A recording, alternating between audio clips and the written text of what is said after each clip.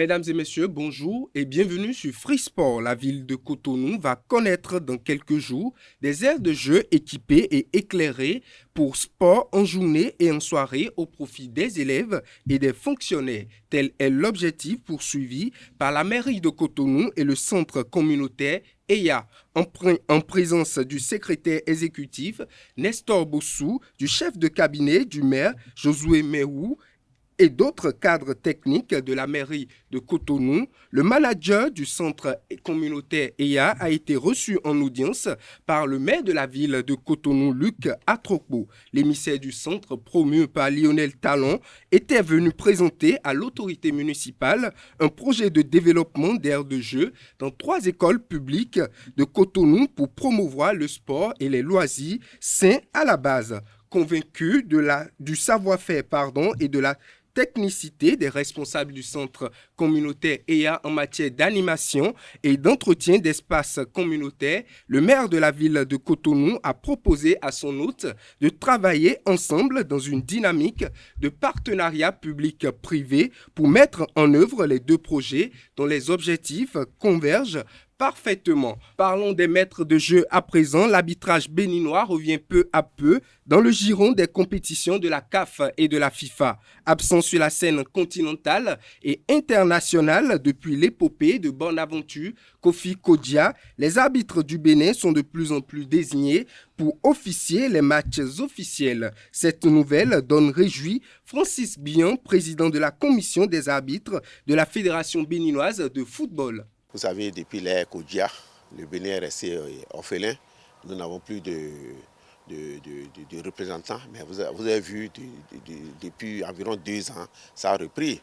Je ne vais pas nommer les gens, mais vous, si vous êtes câblé et que vous suivez, vous voyez de mieux en mieux des arbitres béninois, que ce soit féminin ou masculin, sortent. Et ce ne serait pas une surprise d'ici 1 an, 2 ans, si vous voyez des arbitres béninois siffler au niveau de la CAN ou bien pourquoi pas le mondial. C'est tellement nombreux que je ne vais pas mettre à les citer ici, mais nous savons qu'il y a amélioration et certainement les autres années, ça irait encore mieux. Championnat après championnat, les réclamations, les plaintes diminuent. Vous avez vu ce championnat, on a fini. J'ai été heureux de lire dans la plupart des réseaux sociaux, on est satisfait du championnat parce que les méritants sont devenus champions. Ils ont estimé que les 2 premiers qui ont été désignés, pas désignés, les 2 premiers du championnat professionnel et de la Ligue Super, vraiment méritent leur place. Cela veut dire que l'arbitrage aussi a consisté. Parce que si l'arbitrage était incorrect, peut-être que nous allons nous retrouver avec des équipes non méritantes à la tête, alors que des équipes méritantes vont se retrouver en bas. Donc moi, je pense que c'est le lieu d'abord de féliciter les arbitres et de leur dire de maintenir le cap, de nous faire honneur, de montrer que les dépenses engagées dans leur formation, ces dépenses ne sont pas inutiles.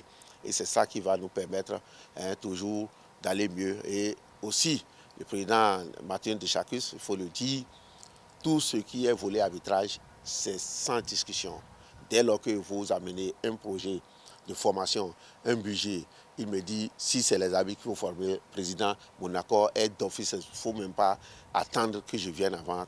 Donc, c'est tout ça que les arbitres doivent comprendre et se dire que, attention, on met tout à notre disposition, nous-mêmes, on doit alors mieux faire. Sinon, si nous mettons ces ressources et que le résultat ne suit pas, ça va décourager les acteurs et vous allez constater que le championnat va prendre un coup.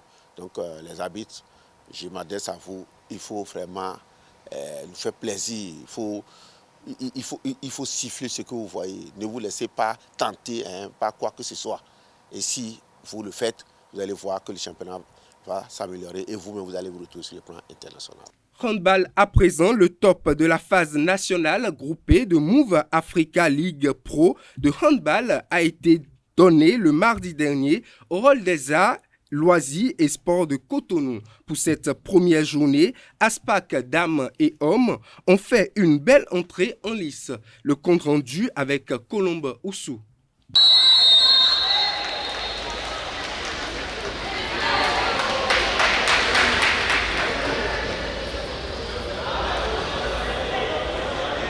Aspac Handball Club démarre la deuxième phase de la Move Africa League Pro de handball en beauté. Dans la matinée de ce mardi 9 août 2022, les dames portuaires ont écrasé leur homologue de Flambeau sur le score de 38-18. Même scénario du côté des hommes. Ils ont dominé Buffle Handball Club dans un match serré et à rebondissement. Aspac Homme a finalement tiré son épingle du jeu en s'imposant 32-25. Cette deuxième phase de la compétition vise à éliminer une équipe chez les dames et chez les hommes. Les 4 meilleures équipes des dames et les 5 meilleures du côté des hommes seront qualifiées pour les playoffs de la National League.